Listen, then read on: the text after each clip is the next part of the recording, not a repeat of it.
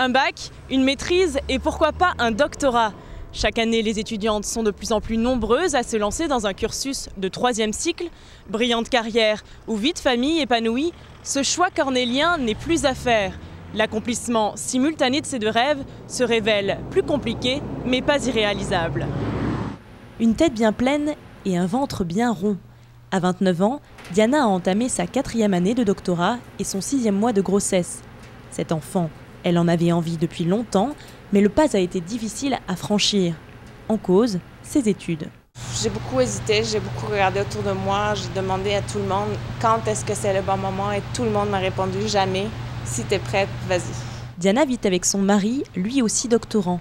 Locataire, un avenir proche pas encore bien défini, ils s'en sortent grâce à leur bourse de doctorat. À eux deux, ils touchent 38 000 $ par an, exempts d'impôts. Malgré ces conditions quelque peu précaires, le futur papa appréhende l'avenir posément. Ça va peut-être être dur aussi de rédiger les thèses, puis de travailler plus. Le début, ça risque d'être rock'n'roll un peu. Là. On va changer de rythme, mais ça ne met pas en péril les études. C'est pas stressant, non? On va y arriver. Si la naissance de leur petite fille chamboulera leurs deux quotidiens, ce sont malgré tout les recherches de la maman qui seront les plus affectées par ce changement. Quand elle tombe enceinte, ça signifie qu'il va y avoir un retard quelque part au bout. La science à l'avance, hein? Ce qui veut dire que l'étudiante peut se retrouver dans une situation où elle était novatrice, elle était la première, un an plus tard, elle n'est plus la première. D'où l'importance de bien évaluer la durée de ses congés de maternité. En 4 ans, Geneviève a eu 3 enfants. Pour mener à bien sa thèse et son post-doctorat, elle a dû écourter ses congés. Souvent, on se ramasse à prendre des plus petits congés de maternité pour que nos choses avancent plus vite. Moi, mon premier congé de maternité, c'était 3 mois et demi.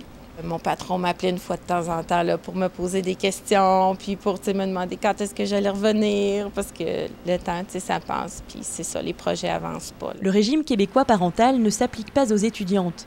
Ainsi, en moyenne, une doctorante s'octroie 4 mois de congé maternité, contre 1 an environ pour une salariée. La recherche expérimentale nécessite souvent des manipulations de substances chimiques qui peuvent être toxiques pour l'enfant à naître.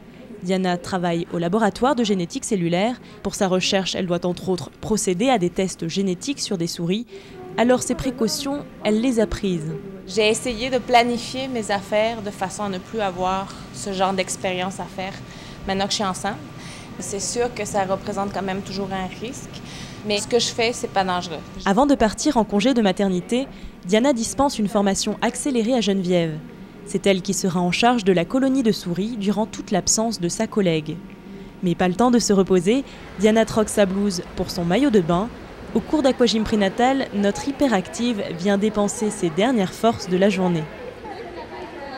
Il reste 3 mois à Diana avant de plonger dans la plus grande recherche de sa vie, être maman.